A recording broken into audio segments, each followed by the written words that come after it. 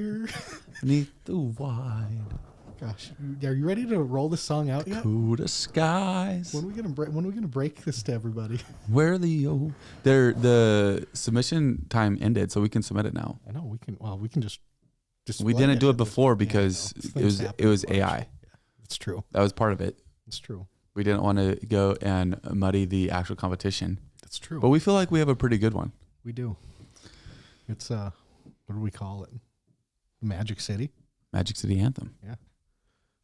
Yeah, there we go. Dude, we so what we're talking about is we have a context, folks. We have a whole song because there was a submission that you could do where you could submit lyrics and then they would go. The Dr. Emerson Eads would help put together music for your submission. And sadly, there was an announcement made by the doctor that he's going to be leaving. It's unfortunate. He actually has been very impactful to the city. I was going to say, with the amount that they do, him and his wife both for the arts community in Minot is massive.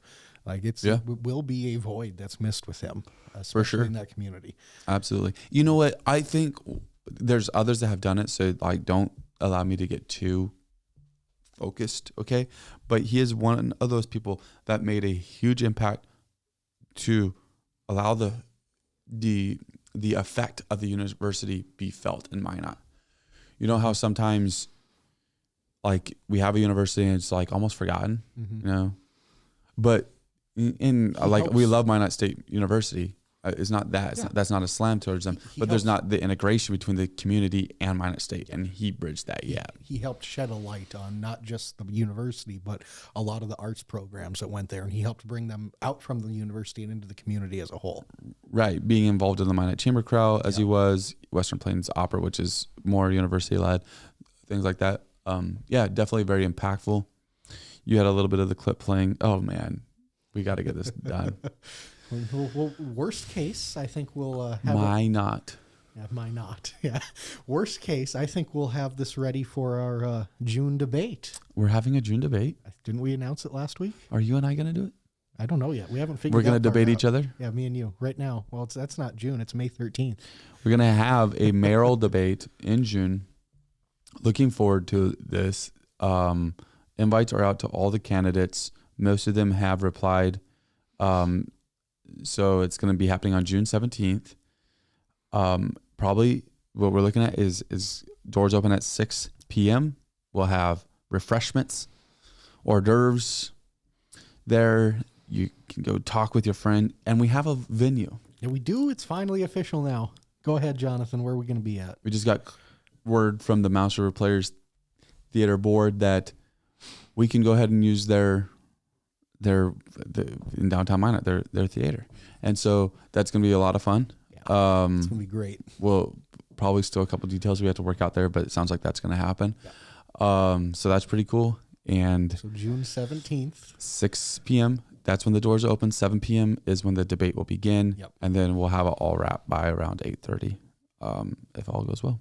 It's going to be great. Everybody should show up for it. Like Jonathan said, we're going to have some little snack bar stuff out beforehand. And that's one thing that's really important. What is it? Just as I've mentioned to a couple of people that were doing this, they're like, oh, where do I watch it online? And I'm like, you don't have to. You can see it in person. You can actually come and be a part of this. And they're like, oh, that's really cool. So there's an anticipation that it's just going to be online. No, this is actually going to be an in-person thing. Yep. Where you can stop by and be a part of it. More people, the better.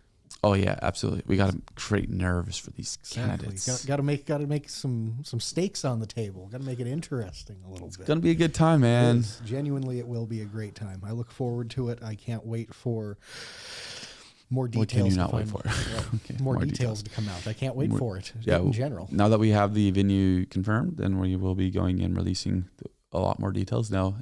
Next couple days, be sure to check on Facebook for an event page we'll have up, and hopefully in the next week or so we'll officially announce who the moderator will be, if it'll be us or someone else. And if you want to moderate it, let us know. Yeah, we can finesse something maybe. Never know.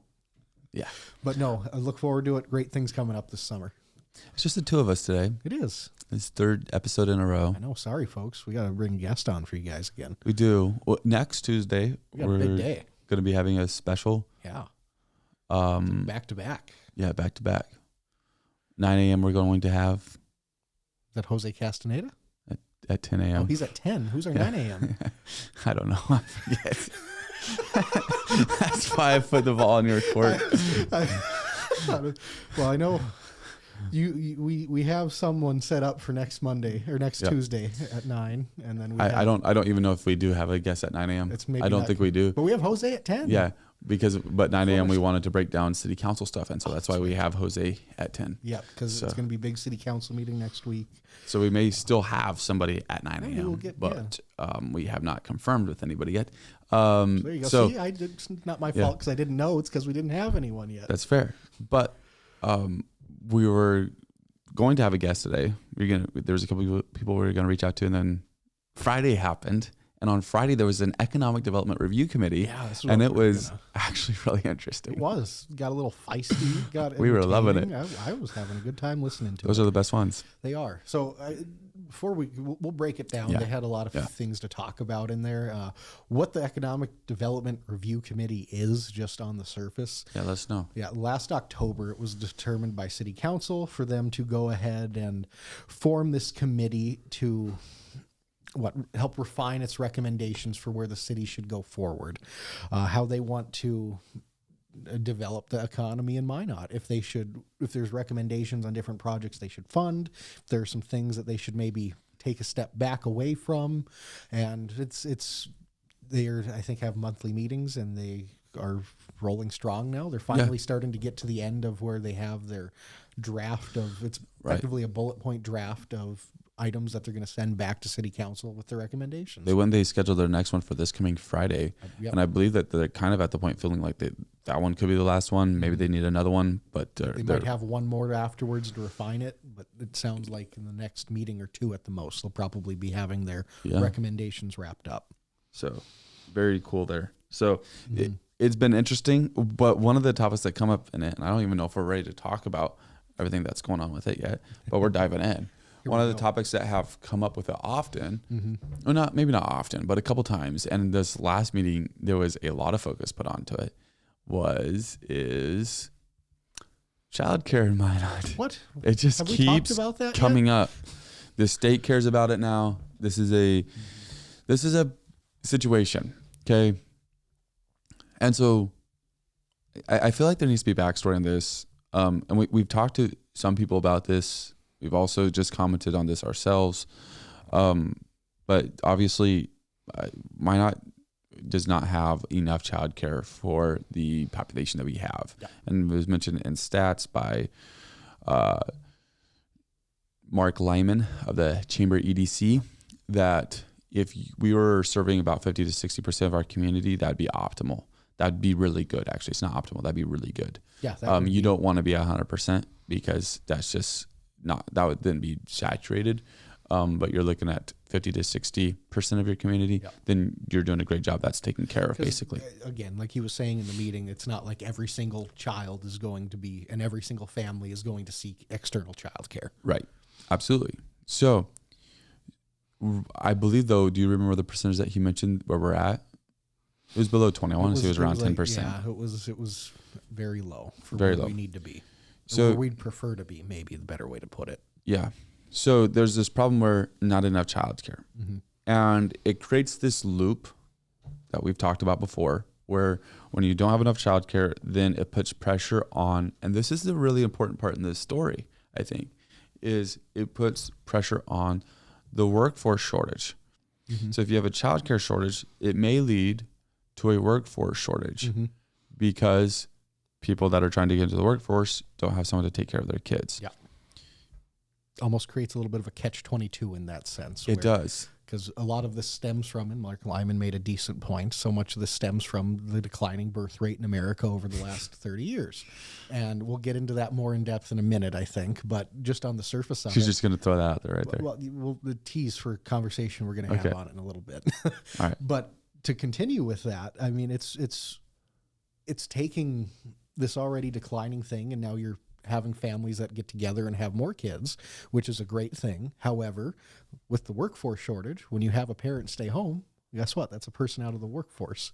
See, and it's an interesting thing because what, like when you talk about the historicity of this problem, how does it work? do we go and also look at the trend where families have decided that 2-income households is better? And people would say that you don't, like, when you get into that, I don't think it's fair to say that economics purely drives that. Okay, that's my personal opinion. I feel like I could get data to back up it, almost to the point that you can get data to back up saying, no, economic factors are driving too, because it's it just comes down to the lifestyle that somebody wants to live. Like, that's what drives that right there. Now, I get that there's some people that maybe you're starting out as a family, and you haven't, if you're making $60K a year, which is slightly above average, if you're making $60K a year though, then it may be tight, but you can get by on one income. Yeah. That is a true statement. It's a doable thing. It is a doable thing. And again, if you're making $40K a year and you have kids at home, and so maybe you can't live in a small apartment or whatever, then it's going to be very difficult. Yeah, it makes it a lot more, it does. It makes things a lot more challenging at that point. There's just only so far things can be stretched, but at the same time, when you do make a certain minimum, those things can typically be stretched a little further. And it just depends on how a person wants to utilize it at that stage. And I get that every family is different, and maybe even the environment that we're placed in creates it different, because North Dakota is a state where during the summer there is a culture of, hey, you're going to travel to this place, you're going to travel. Well, even a trip to Bismarck costs like just to go there and back, it's going to cost like $30-$40. Yeah, just in gas. Right, yeah. Just in gas. That's not eating down there. That's not doing anything. That's just getting out of town. When you're going to Bismarck, you're going there for something. Right, yeah, most likely you are. You're most likely going to spend more money than just on gas. Odds are you're not just driving down there to cruise around. But I mean, if you do that, $40 is in a budget that you're matters. That goes a long way. So I feel like that if you're looking at the historicity of this problem, that is a launch pad for it. Like, 2-income households is not a requirement. No. But when you're in a workforce shortage, you really want 2-income households because you want people to fill the jobs. You need more people out there working. Because look, there are that many jobs available, and you need every single person you can to fill it, whether it be in the nursing industry, whether it be fast food, whether it be at the grocery store, wherever it might be. Pretty much everywhere you look has some kind of a shortage in some way. Maybe not every, at this point they might have adapted a little bit and changed things around, but if you go look back 3 years, everywhere pretty much did. And now at this point, still most places still do. So to be like genuinely, to this point, trying to be fair and unbiased on this, I'm not trying to directly lead either way. But you have two factors why maybe there's a workforce shortage, so people are like pushing that, or maybe families just need that second income. Either way, we're at this point where 2-income households, it's a very common thing. Yeah, so over the last 20 years, 30 years, it's become a lot more common. Right. So you have a second problem. You now have to find daycare. And daycare is expensive. Lo and behold. It's expensive. And the feedback from a committee that was been in place for that has been, not only is it expensive, but it's very low margin. So it feels like they should be raking in dollars, but they're not. Yep. We haven't seen balance sheets ourselves. Can't directly testify to this, but this is what we're told. From everyone that speaks publicly on it, it's pretty much a consensus. To be fair, we haven't heard what the margin is, but yeah, I haven't heard actual numbers, haven't seen actual numbers, so we can't speak on direct specifics. But generally, from what we're told and what we hear, this isn't something that you go into to get rich off of. Yeah, Deanne, as if higher tax rates here is the higher tax rates here an issue? I mean, in general, probably. It doesn't help, and it's not. But I don't think it's the primary causation. No. Like there's probably a lot of contributing factors, but I don't feel like the higher tax rates is a primary thing. This is just one more deck in the house or card in the house of cards. Yeah, to build up the whole problem. I'm building that mental picture. Yeah. All right. So daycare is expensive. Yes. But then this creates a problem. This is the catch-22 of the problem. If daycare is expensive, then If you're making $18 an hour and you're the second income in the household, and so you're making $3,000 to $3,500 a month, something like that, and you have 2 kids, and daycare's costing $2,400 a month, which are general but pretty close to accurate numbers. Is it worth it? That's the whole question. And that's where so many people, not just, and again, I think this was mentioned in the meeting, but not just locally, but around the country, people have to figure out, it's at what point is it worth paying the majority of a second income for childcare versus stepping back and taking care of them on your own? And on top of that, how does a city or a community incentivize having more people in that workforce? Yeah. So what we're used to solving problems like this in a free and open market that a lot of the council people have pushed for, that they want a free market, an open market. You know, we've heard that a lot, even on the liquor stuff. Yeah. Liquor. Don't bring that up. We're not. I thought that was off. Thought we were done with that topic for a while. Oh, gotcha. Yeah. That topic won't be back till September. So, like, this is a deal that generally people want, but when you get to childcare, it becomes different or unique, perhaps, is the perspective that's being shown. Because if the childcare rates go up, then maybe it means that, and I used the number of $18 an hour, so we're just going to go off of that. Understand that's a number that I used arbitrarily.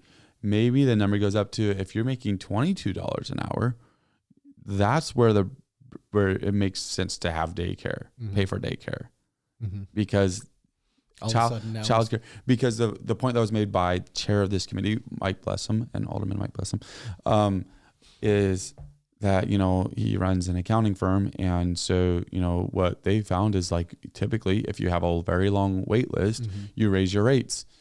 That's how you solve that problem. That's how that plays out. And that's what fair market says to do. It's not just that they're taking advantage. It's just, that's what fair market says.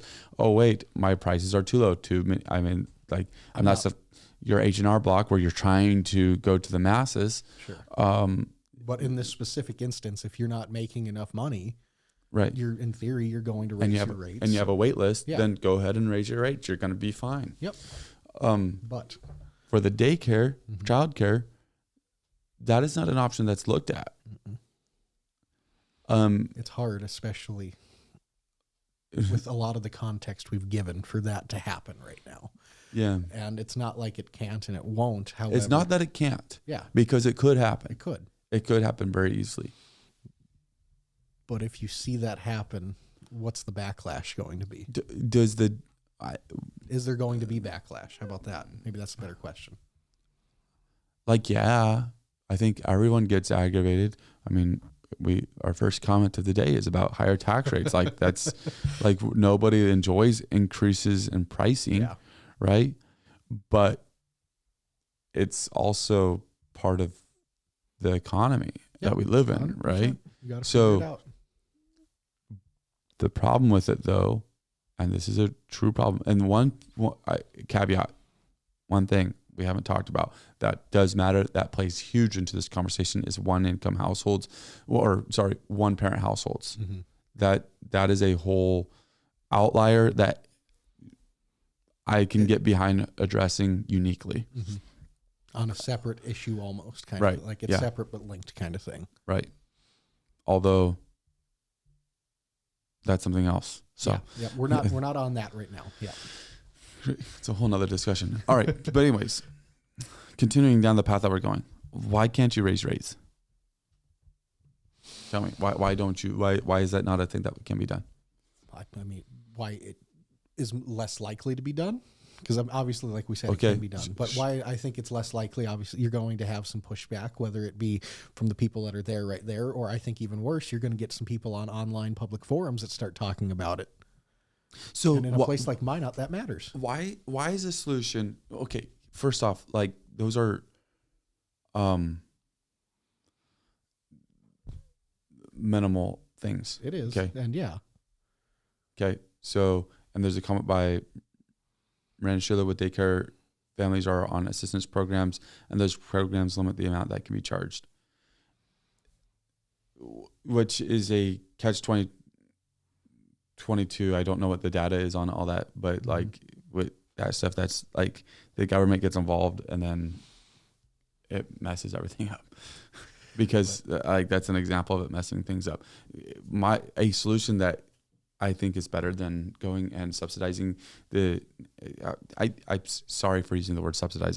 Like sometimes that is, for lack of better term, negative connotations. I really don't mean it in a negative connotation here. I'm just saying if the government is giving tax breaks or whether they're giving whatever else of however the conveyor of economic means is to the business.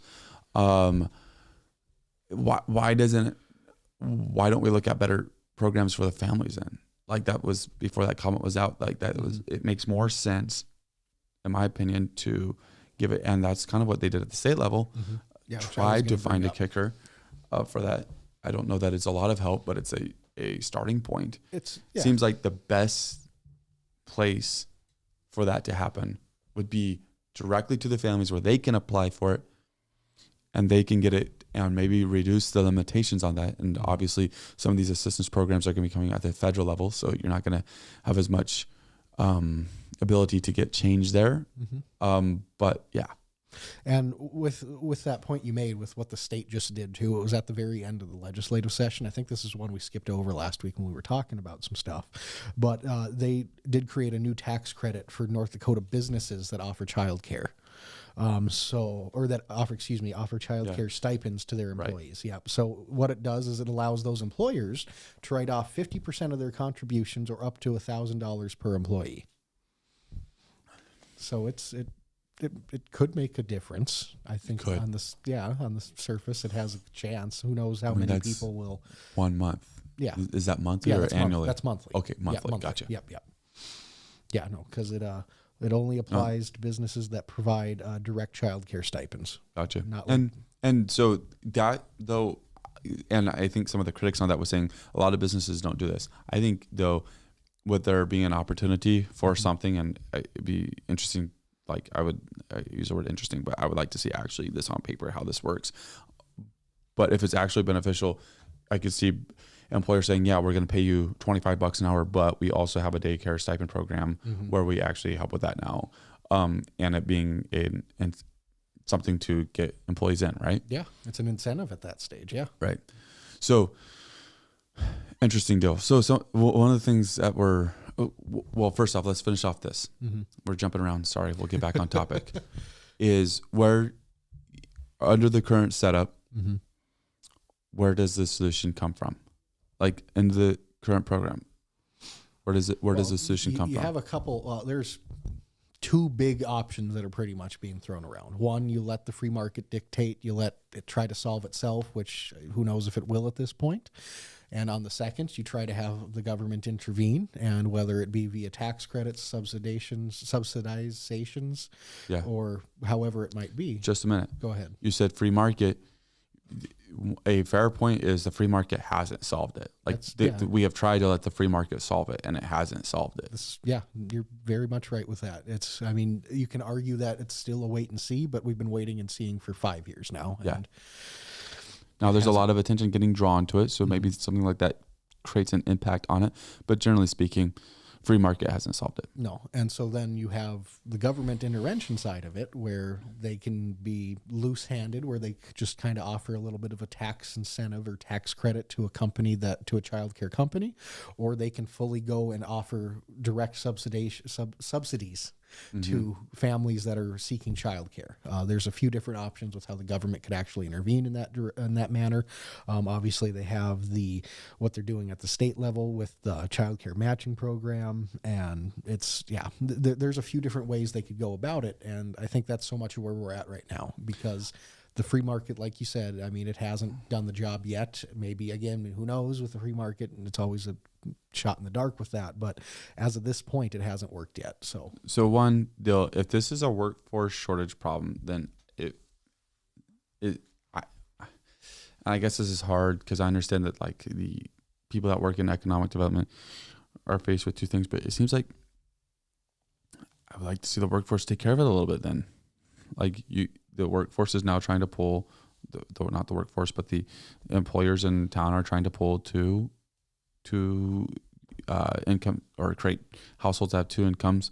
That's creating a problem. So how can you guys contribute to that problem?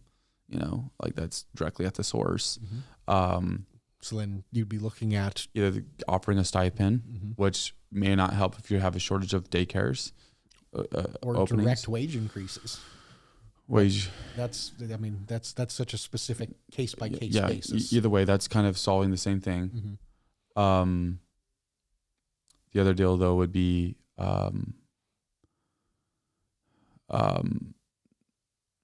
sorry, I lost my train of thought. Too. You got it's me. me all the time. No, I get it. But so much of it really is the struggle of how heavy of a hand should the government have in it at this point, I think is where so much of it's going. Whether it was with the childcare discussion that was at City Council over the last month or so here that got shut down, or into now the childcare committee discussions, and even into what has happened with the Economic Development Review Committee. It's trying to find an idea to try out, and there's so many ideas that are going around. Some things don't work, some things kind of work but don't work as well as they could, and it's just trying to find something that not only sticks but is effectively, and that stays when it sticks. There we go. Yeah, right. So very, very interesting there. Some of the argument. Look, actually, we're going to talk about the arguments after the break. We'll talk about some of the actual points that were made in the review committee, and then we're going to talk about a proposed sales tax increase. Heck yeah! You excited about that? I'm excited. We'll find out. Haha. All right, we'll see it. We'll see it in a minute 15. Enjoy Minot's finest authentic Mexican cuisine with a view at Mi Mexico. The rooftop patio is open and ready for you to enjoy a margarita or other cool refreshment along with genuine mouth-watering Mexican entrees. Mi Mexico, South Broadway. In the demanding world of oil and gas, precision, safety, and efficiency are non-negotiable. Unmanned operator drone services revolutionizes how you monitor, inspect, and manage your operations. With cutting-edge technology and expert operators, we deliver real-time data, detailed reports, and actionable insights for our valuable clients. Why risk the safety of your team or waste precious time? Our drones access even the most challenging areas with ease, reducing downtime and enhancing safety across your sites. We take the guesswork out of your projects by offering LiDAR, mapping, and inspection services so that your projects stay safe, on budget, and on time. Unmanned operator drone services, where technology meets safety, precision, and efficiency. Contact us today to elevate your operations. Yes, pun intended. All right, we're back. We are back. So I love some Mi Mexico. I have not been there in a couple days, but man, in a couple days, I'm going to hit it up. I think you were there last week. I've been, I guess, last month actually. Nice. Now, yeah, very good. Time flies by when you're having fun. Yeah. All right, so there were some comments that were made. So one we already talked about, and that was Blessin about his comment on fair market. Mm-hmm. Another one that was interesting is also one that you mentioned, and that was on Lyman, saying that part of the problem that we're facing today is because there were not enough kids had 20, 30 years ago. Mm-hmm. Fairly true. But I don't think fairly true. It's probably true, but I don't think it's fair. Okay, yeah, because generally in the big picture, America-wide, nationwide, it's a fair point. It's a true thing. America's birth rate as a whole has been declining. There's a flip side to it, though, just when looking up some stuff. So you can go back to 2005, just real fast. North Dakota had a birth rate of, where was it? I just lost us here. 64.8, which at that point was in the bottom half of the country. Now you flip forward and you fast forward to 2022, which is the most recent birth year fertility rates findings that they have. And North Dakota all of a sudden is up in the top 5. And we are actually at 66.7 birth rate. So it's not that North Dakota necessarily had such a drastic change in birth rate. It's ticked up a little over the last 20 years. Mm-hmm. However, I think the bigger thing is just how much the rest of the country's birth rate has ticked down in that same time frame. Gotcha. So we went from bottom 10, 15 to top 5 in that time frame. We've just been consistent. Heck yeah. Yeah, but you still have a lot of people, not a lot, but there's some people around that still have many siblings or whatever, large families. I think, I'm sure we haven't, we probably could have done more. There could have been more done 20 to 30 years ago. Well, but I think that the current generation, I'd be more worried about that. Yeah, 100%. And here's where I was going with that too. So much of it is because North Dakota's birth rate in the last 20 years has roughly stayed consistent. So where are those people at?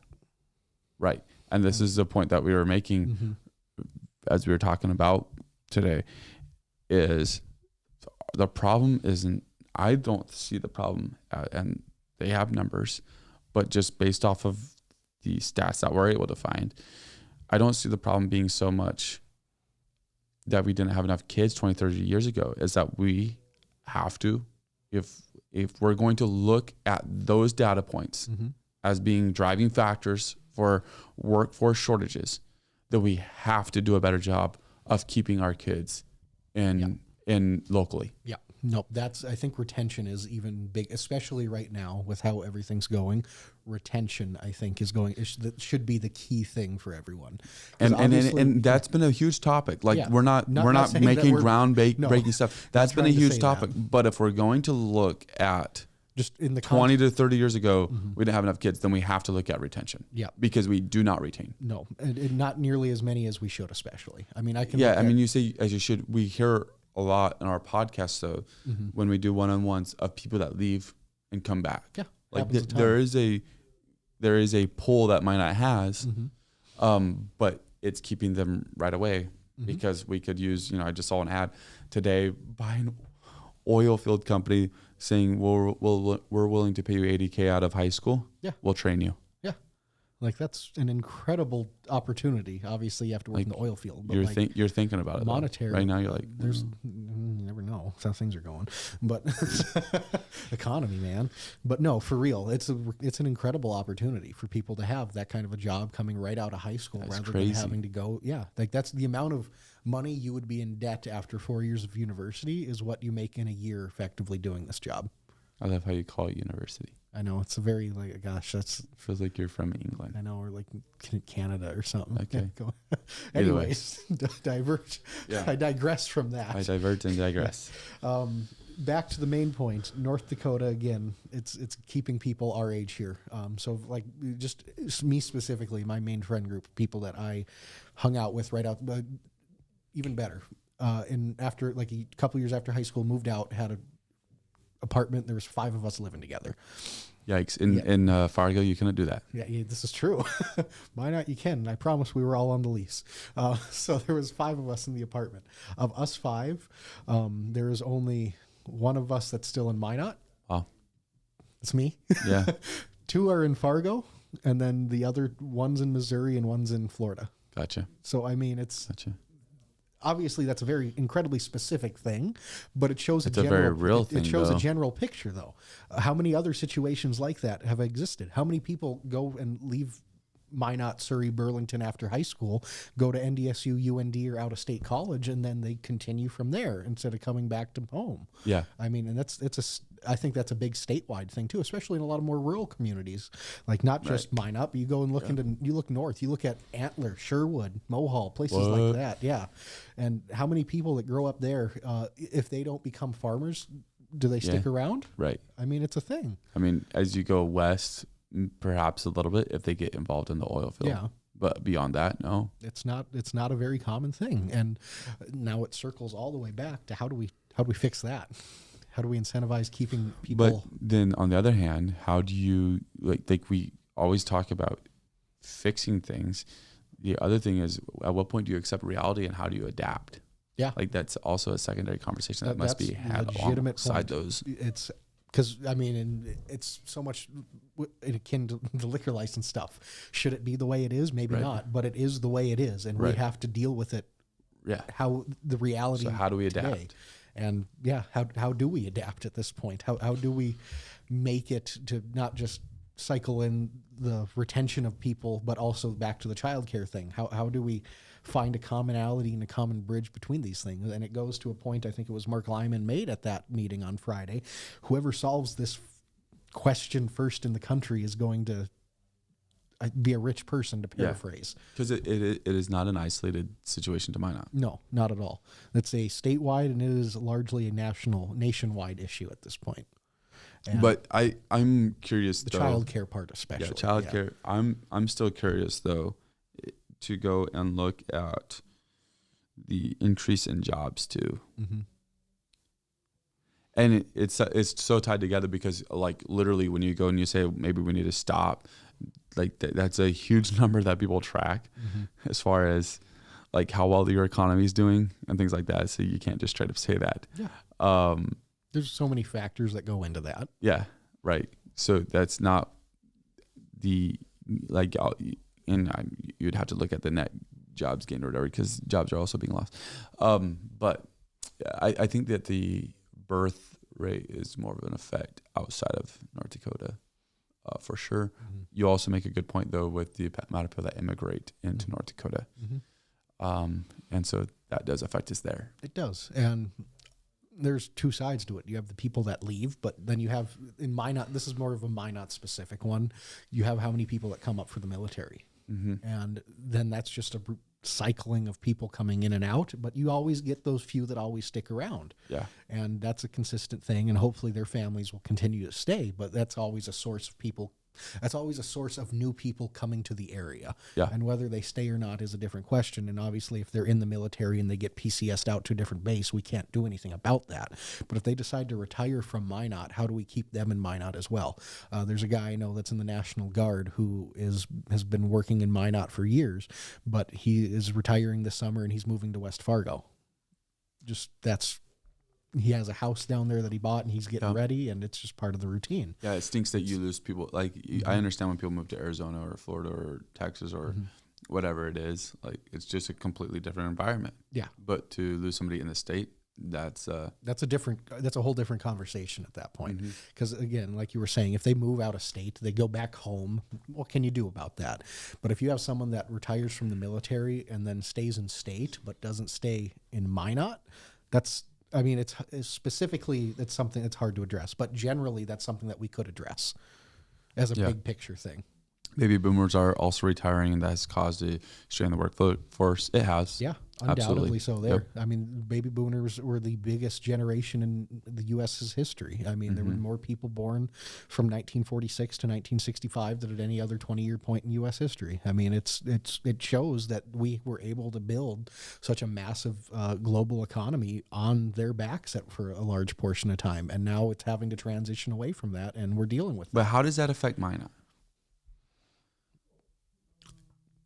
The retirement of the baby boomers affects Minot because I know, but Minot has grown. So do you anticipate Minot shrinking now over the next 20 years? I don't expect Minot to. I expect Minot to hover within 5,000 people of 50,000 one way or the other, between 45 and 55,000. That would be my estimation of where Minot will sit over the next 20 years. And it's just going to be more of a retirement community. I hope not. I know, but what I'm asking, I'm directly asking it in connection to the baby boomers, because we were not a town that had a large population. We were the small town, but we accumulated people. And a lot of people were of that generation, I believe. Perhaps. That, to be fair, I would have to confirm that to look it up. But it feels like there could be a lot of people from that generation. But the deal is still we've doubled in size. It's true. And maybe a lot of them that moved up here were in that same regard, and they're trying to retire now. But then when you get bigger, you have more issues. You have more need for childcare. You have more need for medical services instead of just being able to have... That's kind of the overarching problem right there, is like, at what point do you say, okay, this is as big as we can get? So the nerd in me is coming out a little bit. If you're playing a video game and you're playing a city builder video game, there is only so big in that game that you can build your city before the resources in your area are no longer able to succeed for that city you're building. Mm-hmm. And then you have to expand to a different region, and that's a very surface level thing. And what they're trying to do is solve the problem so that way we can continue to grow. Exactly. So Minot can continue that growth, so the Minot metropolitan area can continue to be a thing, and so we don't risk losing some of that status as well. Yeah, very interesting dynamic problem, affects a lot of things. I'm sure it's not going to be the last time we talk about it. I got a sneaky feeling it's not at this point, but they had a couple, before we get off of this, they had a couple other interesting things they talked about too. They dissected the facade program a little bit. Yes. Had some fun conversation on that, on how they wanted to make it, I think there's big money involved in that kind of stuff. All right. So do you think it's fair? Is the facade program fair? Generally, you've advocated for it. Generally, yes, but obviously, I think it should be a much more specific thing. I think they were talking about trying to make it more of like a downtown thing, or a in a coordinated or targeted area, whether it be the facade program or the Renaissance Zone. Well, those are very similar programs. So whichever one it might be, they wanted to try to find ways that make it more impactful in the long run, rather than just offering these generally to some people. It's find a building or a location that is in need and make sure. So have it more, okay, gotcha. More targeted, I think, is kind of where they were leaning towards. Okay. And then the other one was some TIF reform too, and making that even more exclusive. Yeah. Harder to get. Yeah. Because I there's a lot of benefits with the TIFs. Yep. Like the conversation they had was, hey, if we didn't have a TIF, the Big M building would still be full of asbestos. Mm-hmm. On the flip side, we wouldn't be dealing with a lot of the epic stuff that we're dealing with as well in that regard. And the point they made is it will pretty much determine itself if it was successful or not, if the Big M building reopens into something or if it ends up being torn down. And who knows when that'll happen. It'll be important that that's figured out properly, because with what happens with Trinity facilities, there's a chance that somebody will be coming on being like, hey, we want a TIF. Yeah. And I think it was maybe they should just have better recourse to pull the TIF. Yeah. Maybe that would be the move. Yeah, where they have some more avenues to be able to go back in and say, hey, if you're not keeping up X, Y, and Z, right, you're not getting it anymore. Yeah. So that, at this point, we could pull the TIF on Epic, and so then it would go back on the tax rules. Yeah. And so I think it was City Manager Harold Stewart that made a good point as well on that discussion.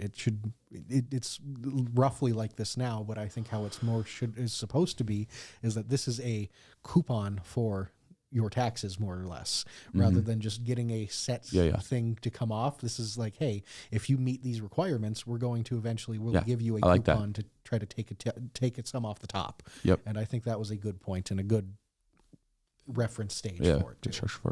Yeah, that Big M building is struggling. I think that was pretty much all that I have for it. Was there anything else that you had on that one? I've talked about my main portion. Okay. Something big going on in June. Yeah, I think it's about time we start dismantling this a little bit. That's the wrong word to say. We start breaking this down again. There we go. That's a better word. It's the source gone wrong. Yeah, it's the half-cent sales tax increase potentially that would go to the Minot Park Board. Yeah, it came up in the Economic Development. Yeah, a little bit. They were talking about it there, and because voting is on June 2nd, so we're a few weeks away. Early voting starts, I think, May 26th. So it's right around the corner at this stage. Justin Hammer mentioned the point of this is that was not the new building. The point of this was to alleviate property taxes. Yep. Because it's it goes from 36 to 28 mils, something like that, or 36 to 38 to 26, something along those lines. If you want to alleviate property taxes, then just don't do the new building. It's true. And I know part of the plan too for it is so just back to the start with it, what it is and what the plan with it was. They want to build a 30-some thousand square foot indoor turf facility by the Mesa Arena. Yeah. It'll be very sweet. Going to be a really cool project, has a lot of really interesting facilities that are involved with it. And they want that to... Using the classic arguments. I don't know if they have a turf facility, but Williston has one of these something similar. An indoor facility. Dickinson has one of these indoor facilities. Why not Minot? Minot needs one. Exactly. This isn't the first attempt at something similar to this. And so they have a different way of going about it. Instead of just asking for a bond through property taxes or try to increase the mills via the park board, what they want to do is take 40% of their property taxes and cut them for Minot residents, and then replace it with a 0.5 cent sales tax in the city of Minot that would go directly to the park board for this building and for also maintenance and construction. When you say 40%, you're just talking about the total park board tax. Park board. Yes. Park board taxes. Not total, just the park board side of it. Yes. So the numbers that I had from it were, if it was a $200,000 or $250,000 house, you'd be saving about $150, $175 a year on your property taxes. However, then there's the sales tax increase, which can affect a lot more people differently. Just spend less. Exactly. And of course, it's get a friend out of town. Yep. And have everything shipped there. The goal with the sales tax is with the park board, the park district, all the parks are used by anyone that comes to Minot. Right. So instead of having them paid for just solely by the residents of Minot, the 0.5 cent sales tax would then be able to be more evenly distributed to everyone that comes to town. That's the argument for it. The classic argument against that is that sales tax hurts the low income people the worst. Mm-hmm. Low income segment, whatever the proper term is. And since they don't own property in the first place, it doesn't make a difference, and so it's just hurting them. Yep. The argument on the other side is, if you decrease property taxes, do you really think it's going to filter down to the renter? General consensus is no. Probably not. Probably not. Never say never. Well, actually, general consensus is not that. That is a very disputed topic right there. I guess that's fair. It is a very disputed point. And yes. I would lean towards that generally it wouldn't, but right, yeah, I would lean towards that too, especially if it's a small. If it was like, if someone had a $6,000 year property tax bill, and so $5,500 a month came off, I could see there being a lack of rate increases or something like that. Like when we're talking about a home, not a commercial property. Yes. And no, so much of it is. Does Minot want an 8% sales tax? And is it worth a reduction in property tax for some people versus having one of the higher sales tax rates in the state? It is for some people. Yeah. And I think that's where... That's why it's on the ballot. Yep. I don't know, man. This is a tough one. Mm-hmm. This is a tough one. We've been talking about this for 6 months, and I genuinely still am not positive how... Yeah, I don't know how I'm going to vote on this one yet. Nope, I don't know either. And I think, let me double check this, but I'm pretty sure. Yeah, so early voting is at the Ward County Administration Building, which is downtown Minot, 3rd Street. It's May 28th through the 30th and June 2nd, with election days, on June 3rd from 7 a.m. to 7 p.m., and that's at the auditorium, the Armory. Yeah. And June 3rd's a big day. Well, no, June 2nd's a big day. Yeah. That's when the signatures have to be turned in. That is true. Monday, June 2nd. Mayoral signatures are due. 300. Sounds like they're progressing pretty well across the board. I think a couple are either have or are very near to having the required signatures. I don't know if they've been verified yet or not. Yeah, I don't think they've been turned in, but they have or if they don't, they're very close to having the number that's required. Yeah. And so that's a big week there. June 3rd, get out, vote. That's the biggest deal. Get out and vote. Just get out and vote. However you feel about it, just get out and vote. Yep. That's what we had preached the most. If you get out and vote, you might see me out there. I'll be doing polling at that stage. Doing polling. Are you going to poll this one? Production meeting that I was going to talk to you about tomorrow. My thoughts with this. I'm going to poll for early polling or for early voting. I will try to poll this, but I will also have questions for the mayoral stuff on there too. Yeah. Very cool. Very cool. Get out, vote. Please. Should be a good time. This is something that affects literally not just everyone in Minot, but this is something that could indirectly affect everyone in the county. It could. This is something that it's during the winter. It could be huge. Yeah. I think that people concerned about if you don't talk about the property tax portion, you talk about the building facility portion. People are concerned that it'll be just used for exclusive groups.